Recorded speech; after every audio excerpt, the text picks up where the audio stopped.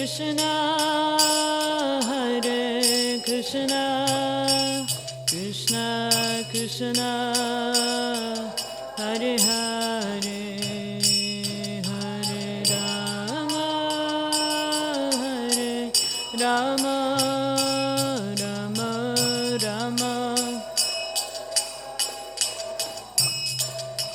Hare Krishna, Hare Krishna, Krishna Krishna, Hare Hare, Hare Rama, Hare Rama, Rama Rama, Hare Hare,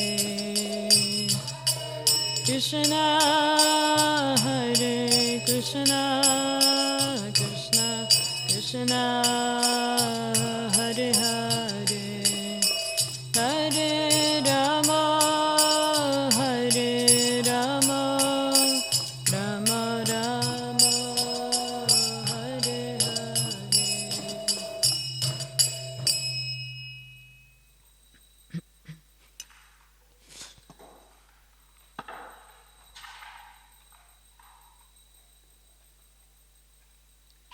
Om Namo Bhagavate Vasudevaya.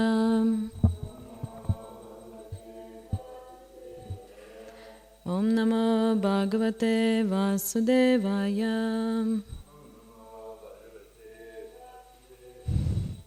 Om Namo Bhagavate Vasudevaya.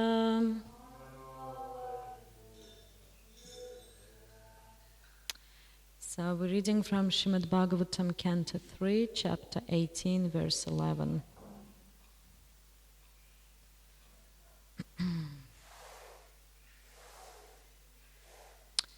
Etevyam yasaharara saukasam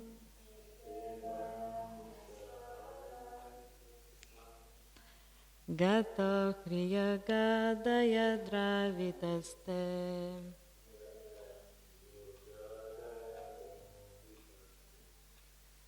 Tisthamahet hapi katanchidajav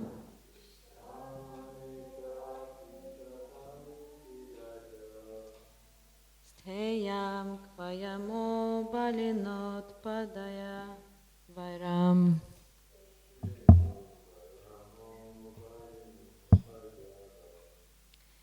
Ete vayam yasaharara saukasam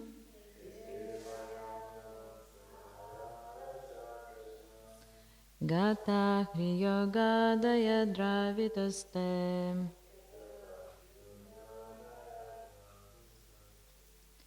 Tisthamahet hapi kathanchidajav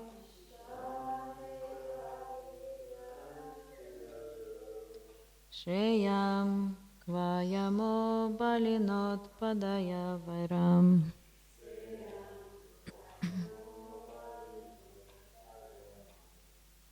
Anyone wants to chant?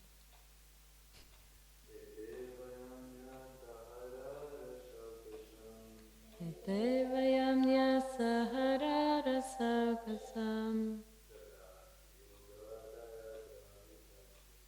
Gata kriyogadaya dravitaste Tisthamahet hapi kathanchidajav Steyam kvayamo balinot padaivaram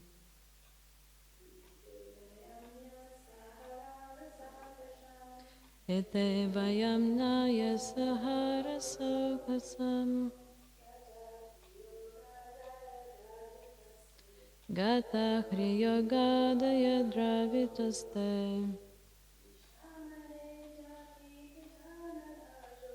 Tishtamahet hapi kathanchidajav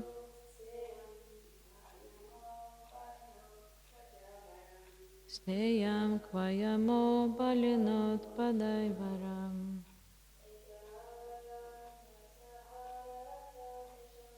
Ete vayam yasaharara saukasam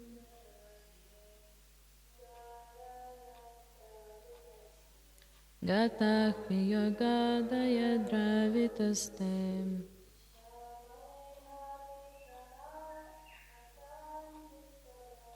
Tishtha maheta pikanta chitaja.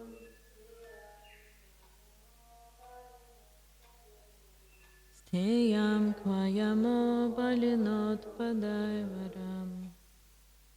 Ete, ourselves. Vayam, we.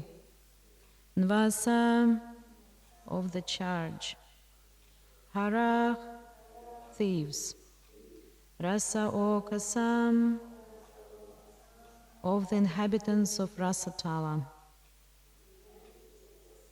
Gatahiyach, shameless. Gadayam, by the mace. Dravitach, chaste. Te, your. Tishtha mahem, we shall stay. Adhapi, nevertheless. Katanchit, somehow. Aja, on the battlefield. Steyam, we must stay. Kvam, where? Yamach, we can go. Balinam, with a powerful enemy. Utpadyam, having created. Vairam, enmity. Translation. Certainly we have stolen the charge of the inhabitants of Rasatala and have lost all shame. Although beaten by your powerful mace, I shall stay here in the water for some time, because having created enmity with a powerful enemy, I now have no place to go. Purport. The demon should have known that God cannot be driven out of any place, and He is all-pervading. Demons think of their possessions as their property, but actually everything belongs to the Supreme Personality of Godhead, who can take anything at any time He likes. Namo Vishnu Padaya Krishna Prishna Bhatare Shrimati Bhaktivedanta Swami Namine. Namaste Saraswati Devi Gauravani Pracharine Nirvishesha Shunyavadi Paschatya Deshatarine.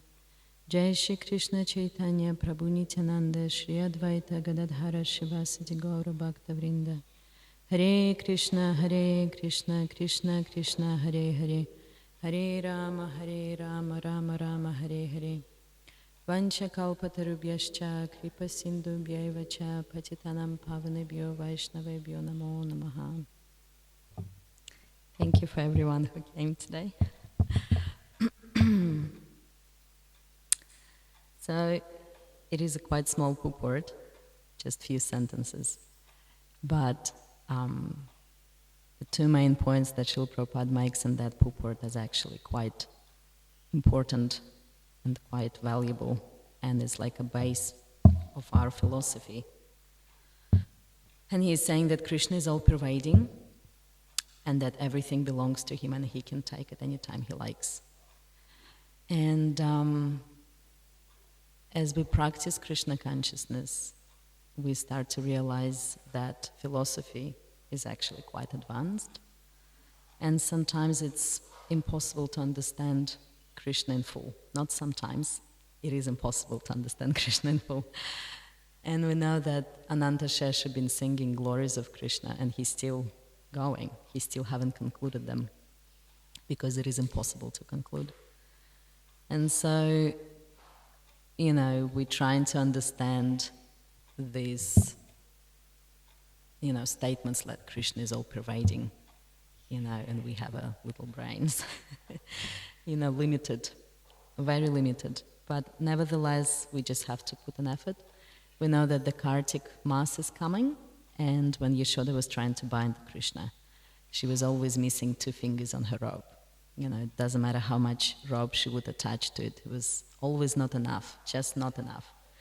And those 2 fingers is effort and mercy. So what we can do, even though we know that we're limited and how can we possibly understand Krishna in full, or even a little bit, you know. But we could put that effort, and when we're putting that effort, we may get Krishna's mercy, and then we can understand something. So we're going to try today to discuss how Krishna is all-pervading and how everything belongs to him.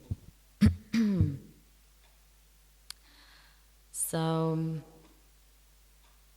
yeah, we know that according to Bhagavad Gita, Krishna pervades everything in material world in two ways. First, he does it through his material energy, because we know everything in this world is made out of Krishna's external energy. His internal energy is his spiritual world, and then he has his external energy. And so in this way, he's pervading everything, because everything emanates from him.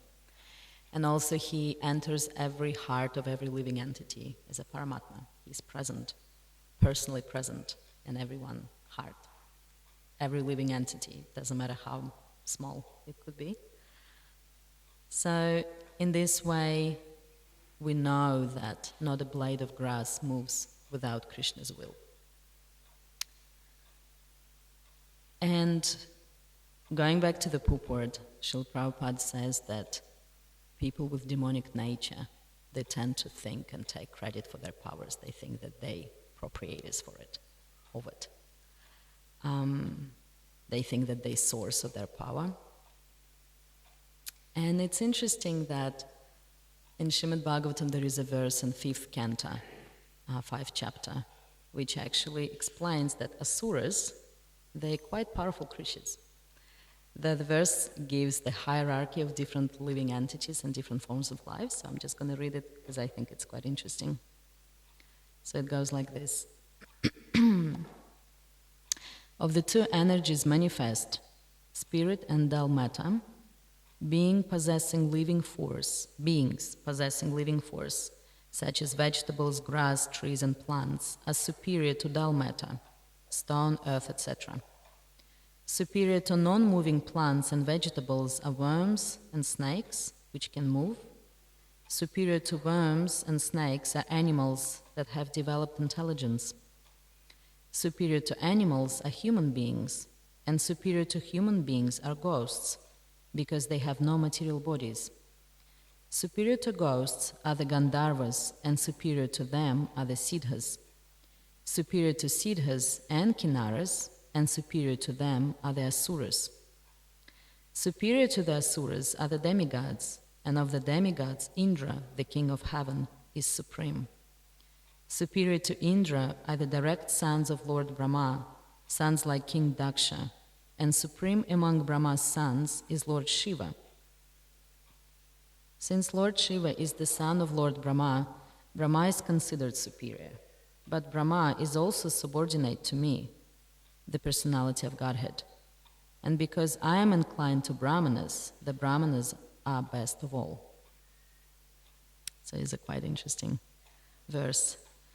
But anyway, it is explained in here that there is humans, that's superior to animals, and then there is ghosts, Gandharvas, and Siddhas, and then after that we have Asuras. And as we know from Mahabharata and Ramayana, from just reading that literature, we can read about Rakshasas there, and they were very powerful creatures. They know all sorts of magic tricks, and it is known that human was never able to defeat them. There was only Bhimasena who could fight with Rakshasas. And we know that during Kurukshetra there was his son, who was actually Ghadotkach, who was actually fighting with Rakshasas because they were very devious and they do all sorts of things and all sorts of illusions. They come from different directions. They do all these things. And how Prabhupada explains here that, yes, they have all these abilities, which is basically due to their particular kind of body. Yeah, because that's their position, same as demigods. Demigods are in charge of this universe. They've been put there, they're given certain responsibilities, and they have certain powers. But we can hardly say that they can take credit for that power, because the power actually comes from Krishna. So they have a certain body. And there's some, we can think of cats sometimes, because we have a cat at home, and it's interesting that cat doesn't actually do anything, it's just being a cat, but my children loves it. It doesn't do anything for them. It's just being a cat, it's just, nice and cuddly creature with a certain, it has a certain mood. It is a thing that sometimes people, when they feel really stressed or tired, you can go and just watch videos of cats, and it uplifts your mood, because they're funny. It's just the way they are. But you can hardly say that they can claim credit for being who they are. They just have a certain body that has certain features. In the same way how we born with certain genetics. Some of us may be very athletic. Some of us have good singing voices or other talents, and it comes from genes. And can I say that I really own it? Yes, it came with my body, but I can't really take credit. An example we can also use is that, imagine if we go on a plane, I could say that, I just traveled from Europe to Australia with a speed of 5,000 kilometers an hour or something, on a plane, obviously. But that's not my credit. I was just a part of the plane. But I can't claim the power of the plane. I didn't build it. I wasn't a Superman pushing it, from behind or anything. Definitely have nothing to do with the fuel that runs it, all the energy that it uses in there. So all I did is just I had enough money to buy a ticket. So every one of us have a certain karma, that led us to have a certain type of body. But actually, all the talents, all the power, everything that comes from Krishna. And when we think about it like that, it seems quite reasonable, isn't it? That we can't claim, we can't get credit for the plane flying fast. It makes sense. But it's interesting that people with demonic nature, because they're so envious, the envy, one of the things about envy that it doesn't have any logic behind it. It's just completely logical when someone is feeling envious. And so demons, they claim that it's them. And they say, no, there is no intelligence behind creation. There is no God, or God is dead, or I'm God, or we're all God, or we came from nothingness. That's what they claim. They deny existence of God. And in Bhagavad Gita 9:11, that's a famous verse where Krishna says that fools derive me when I descend in the human form. They do not know my transcendental nature as the Supreme Lord of all that be. And Srila Prabhupada used to say that rascaldom means to accept a man as God and God as a man. And he was saying that we can understand who is intelligent by these criteria. Because in Bhagavad Gita we can see that it's clearly described that people who are intelligent, they accept the Supreme Personality of Godhead. And then there are people who don't. And Krishna in Bhagavad Gita, he explains, how he is a God, what he does, how he maintains this universe, how he becomes a fire digestion, how he gives forgetfulness and remembrance as a super soul in our heart. That every time we get a new body, that's a Paramatma who actually reminds us, you wanted to be a pianist, or you wanted to be a singer. Paramatma has to remind us, this is what you wanted to do. So he gives us forgetfulness and remembrance. Because otherwise, how can we possibly explain that we have this planet Sun, which is so powerful that it can give light and warmth, not just on our planet, but to the whole universe, really. And nevertheless, it's been directed to its orbit, and it stays there. And it rises at a certain time and sets at a certain time. And it's been doing that for millions of years. So, intelligent person would reason with it that yes, there should be someone there controlling it. When we look at this computer or microphone or anything, we know that it didn't just come out of the explosion and there's a microphone. We know that every single little thing we use, even just a simple pencil, it's been designed with a thought. They figure out how to make it work so it doesn't break, so it, whatever. So, but when we think about universe, then demon says that, oh no, it's just been created by itself. So there is the lack of that intelligence. And Krishna also explains in Bhagavad Gita the concept of time, because we know that material energy consists of 3 modes. There is a mode of goodness, passion, and ignorance, but those modes controlled by time. So, another preview of that time, in 3 modes, are activities that come about. Yeah, that's become our karma. And time is controlling everything. Nothing can escape the time. And we know it so well. We know it by our bodies. When we're just young, we think it's going to be forever like that. I remember being, 20 years old, and you just feel like it's always going to be like that. But then eventually you start noticing that, oh no, it's actually really happening. I'm getting older, and after some time you don't want to celebrate your birthday anymore because it's like, this is really a sad occasion.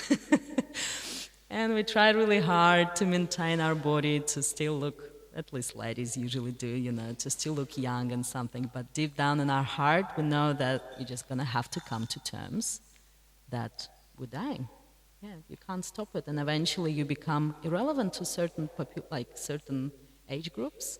They just, they know you're there, but then they respect you, but they don't really want to hang out with you anymore because you're different to them, And even though that our souls, they're eternal, and they don't change with time, and that's why we often feel like, okay, my body is that much older, but I'm still the same person, I'm still, we don't feel it like that. So our souls don't change, but because our body does, so we experience that change. Our experience changes, because at the end of the day, our existence, everything that we perceive, we do it through our senses and our mind. So we cannot control material energy, and Krishna says, time I am. So, and the time doesn't just change anything whimsically. It happens with a certain precision, with a great intelligence again. And so intelligent person accepts that yes, there is someone in control. But again, when we talk about Buddhas and demons, they're so envious that they can't see it. And they think that they're in control of their life, even though they can't control anything, really. Because it's interesting, it doesn't matter how much you try, time destroys everything in the end, and you try to maintain your best relationship you can, you have your memories, you have your, whatever, your money, fame, anything, and after some time just destroys it, unless it's become spiritual, then it's eternal.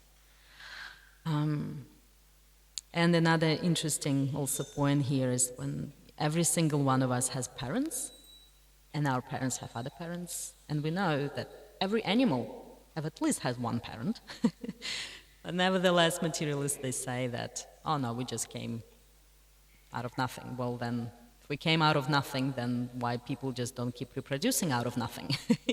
So you can see there is a clearly, it's not logical, there is no, And interestingly that, again, even just for a person to say and to proclaim that I don't believe in God and that God is dead, they have to have an ability to say it, because if someone is paralyzed, they can't say what they want to say, even if they want to say it.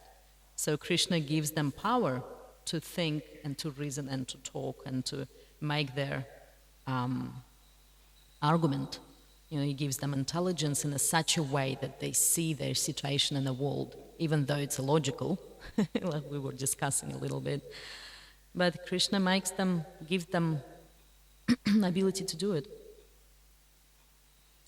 And so in a human form of life, we're supposed to be trained to see these things clearly. But how we know Srila Prabhupada always been criticizing modern education and modern civilization, because it doesn't actually give that knowledge, because the civilization proclaims that there is no God, and then we don't believe that there is actually a person who knows everything and that person can speak. And what he said was actually recorded, and we can take advantage of it. And then when we don't have that authoritative source of knowledge, then we have science. We're left with science.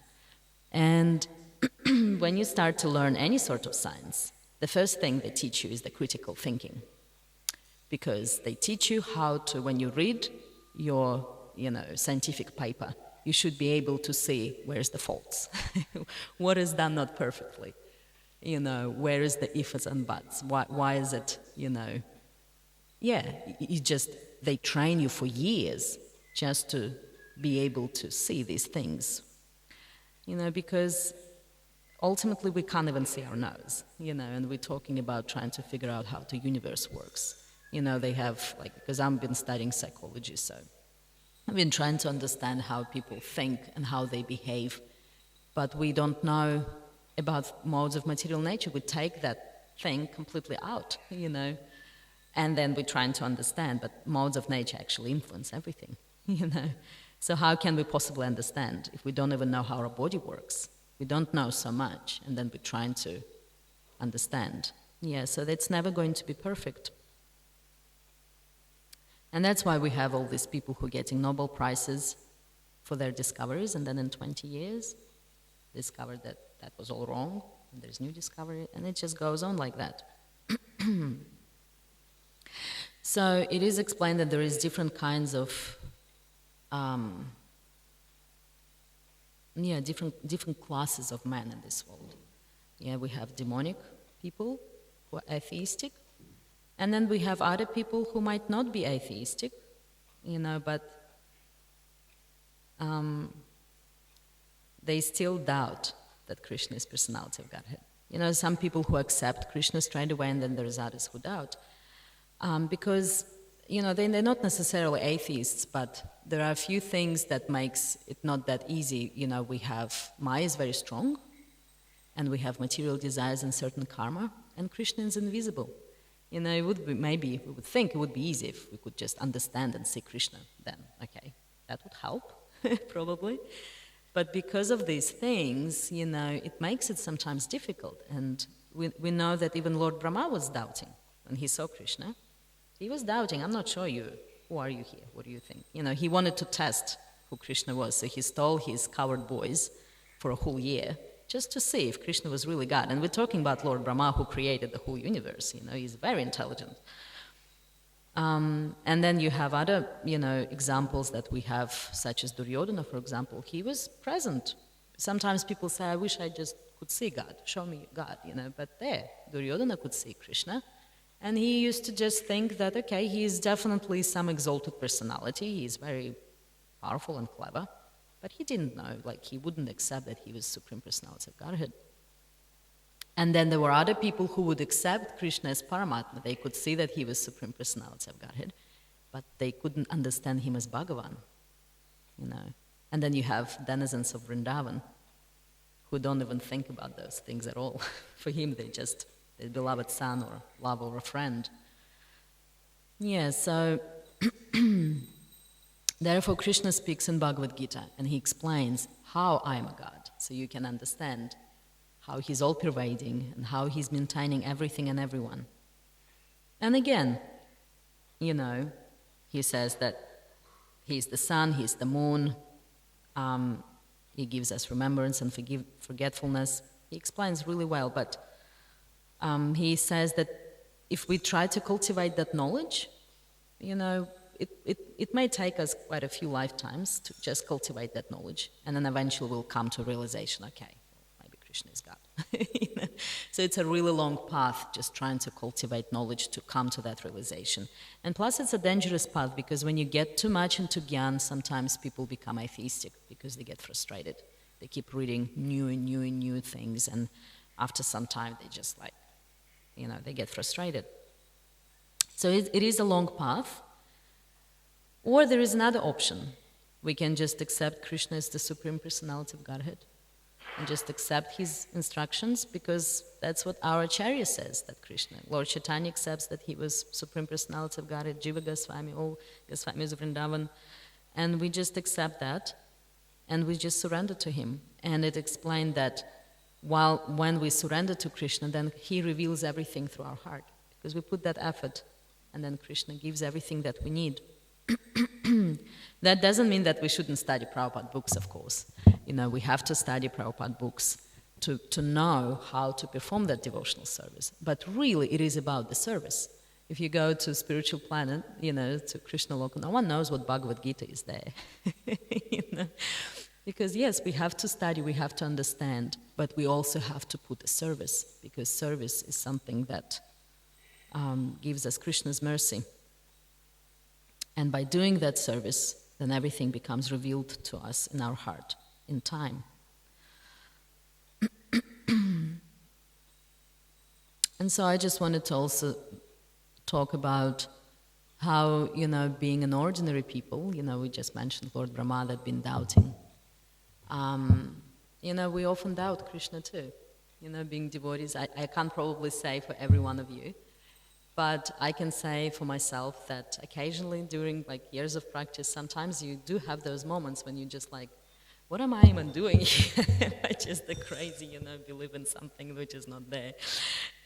So sometimes and if it doesn't come in this form, sometimes we get into situations in our life and we're trying to drive Krishna out of them. Like we were saying, that Krishna is all-pervading, and not a blade of grass will move without his will. And it's kind of easier to maintain that mood when everything goes our way, and we can see that Krishna helps us, and he gives us what we want, and he's looking after us. But occasionally we get in the situations when Krishna take away things. Because in this purport, Prabhupada also saying that Krishna owns everything and he takes it as he likes. And because Krishna is absolute, then when he gives and when he takes, it's a similar benefit there. But it is sometimes really hard to see, because again, it is very difficult to understand Krishna, And so we get into situations sometimes when we've been doing some service, and we can feel that we were not appreciated, that we've been mistreated, we were not recognized, and we feel discouraged. Sometimes that happens, or sometimes we pray to Krishna and ask for something, and it seems like Krishna did completely opposite, or didn't give it to us, or some unfortunate events happens. And in this moment, trying to remember that, okay, Krishna is in control of everything, and not just in control of everything, he's also our best friend. He only wants what's better for us. And it is not so easy, because it hurts. It really is sometimes painful, and we just why, And that happens with relationship with devotees sometimes. We feel really hurt and upset. But when we try to remember that actually Krishna is behind everyone, Krishna is in everyone's heart, and it really is just really easy for him to do anything, to change anyone's heart. I know the story, there was a lady in Russia who was attacked once. She was going to temple early in the morning, and she was attacked by a man. And he was going to, abuse her in some way. And she was so scared, she just started chanting Nrsimha praise. And while she just closed her eyes and she was just chanting Nrsimha praise. And the man just fled. He just fled, And because Krishna can just inspire anyone, being in anyone's heart, he can do anything.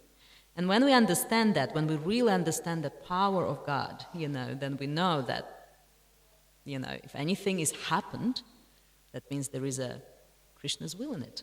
We can't take him out of it. We can't ignore that fact. Although we sometimes tend to do that, like those, like it was described here about demons, that they think that, Krishna is not present here. And so, why Krishna do it like that? Sometimes he take away things. Sometimes he does it because he wants to give us some lesson that we need to learn. Sometimes he's trying to make us a bit detached, because we tend to put a lot of effort. And in material life, it is all about who is the best.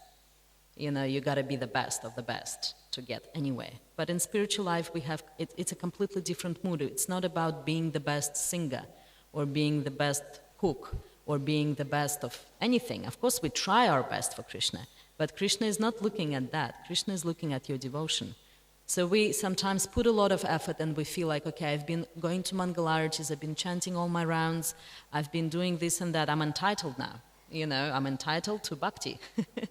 But this is not what Krishna effort. Effort is important, but we need his mercy. He needs to see the mood, the bhakti. Bhakti in our heart. And that is something that we can't see externally. We don't know the heart of another devotee. And there was many situations in my life when I would think that, I would look at someone's service and think that it wasn't very good or something, and then Krishna would show me that now I actually really like that. So we got to be careful like that. Because if Krishna, if he supports our ego like that, then we become like those demons who would think that we possess those powers, that we own those talents, but actually talents coming from Krishna. He gives us the talent so we can serve him, and he can take it away. And there is also so many devotees that we can see sometimes how they can be very persistent in certain services. They might be not very good at them in the beginning, but eventually, because they've been putting their heart into it, then Krishna gives them that talent and they learn how to do things really well. So it is also an interesting point for sometimes we may feel envious to others that they're good at something and we're not. But there is no point in that, because if there's something we want to do for Krishna, Krishna will give you that ability. It is really not that hard for him to do it because he is all powerful. So, and we know that example of Hanuman, who has been singing for Lord Ramachandra. I can't remember exactly how the story went, but at some point he asked Hanuman to sing. And when Hanuman started singing, then it was like this screech, because he wasn't really a singer. But because he had so much love for Lord Ram, then Lord Ram was really touched by his singing, and I think there was a stone start melting from the love that he has. And we have all these stories when Krishna came and visited Akrura, and he was giving him banana peels and just throwing away the bananas. And he was offering that with that love and devotion. So speaking about, but that doesn't seem like a best palatable offering, best cooking skills, but it's not what Krishna is looking for. Not our ego, An interesting example can also be used as children, because we have to learn to trust Krishna. When we get in these situations, and, it seems like Krishna taken something away from us. And we have to maintain that mood that, it must be some good for me in that. If he did that for me, that it must be, and it actually helps us to meditate and remember Krishna more. Because something happened, and it might take years sometimes to understand why it happened. But trying to understand and meditate on it and pray to Krishna to reveal it, why he did what he did. Because when we see how Krishna intervened, and in the end we see, Krishna did that, because in the end that was better for me, that really helps with our faith, Because it is actually explained, we know there is 3 types of devotees, Kanishta, Madhyama, and Uttamadhikaris. And Kanishta Adhikaris, they're only able to see Krishna in temple as a deity. Their faith is so fragile. They can only see Krishna and deities, and they really struggle with devotees, interacting with them. They struggle to relate to them because they don't understand that Krishna is also present in their heart and he's acting through them. So when we get into this situation and trying to maintain this mood, and then Krishna reveals, he put us in a certain unfortunate situation, then our faith grows. And plus it allows us to keep maintaining that mood of smaranam, having that conversation with Krishna. And also another way of maintaining that trust, that was something that my Guru Maharaj, I asked him, how do we maintain this trust? And he's like, we tend to take things for granted a lot, because how we were discussing that Krishna provides everything for everyone, the sunlight, so every day we wake up and we have this beautiful weather around us, we have sunshine, we have ocean, we have nice birds flying. Like if you just sit and quiet in Australia, like in your house, you can hear all these birds. It's just amazing, but we tend to take these things for granted. We just put the switch on and the light comes on. And we don't think that it was actually Krishna who provided that for me right now. It's actually Krishna giving me ability to talk, right now. We actually have these beautiful deities. We tend to focus on negatives, a lot. And that's even part of a modern psychology these days. There is intervention that is just based on gratitude. Just sit down one day, every day in the evening, and just think of 6 things, that you're grateful for, what was good today. Because they found that gratitude can actually build your resilience. It gives you so many positive emotions that you're able to withstand difficulties that comes your way. So that's what gratitude does, just mundane gratitude. But in this way, if we always remember how much Krishna does for us, every single day he's looking after us, then, okay, when the difficulties come, it's a different perspective. It's like, kids. We look after them, we cook for them, we tend to them. And then one day they ask for a toy and we say no. And the kids go throw a tantrum and they go like, oh, that's it, you don't love me. That's what they do, like as spoiled children, that's what they do. And that's what we do, Krishna looking after us every single day.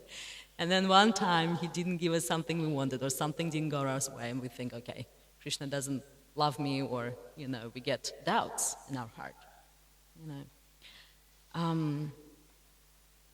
so in this way we know that nothing is separate from Krishna.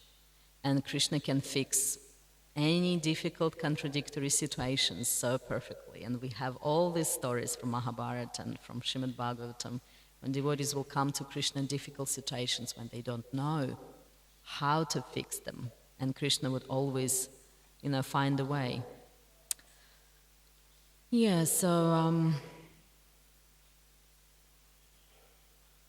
So this is intelligence.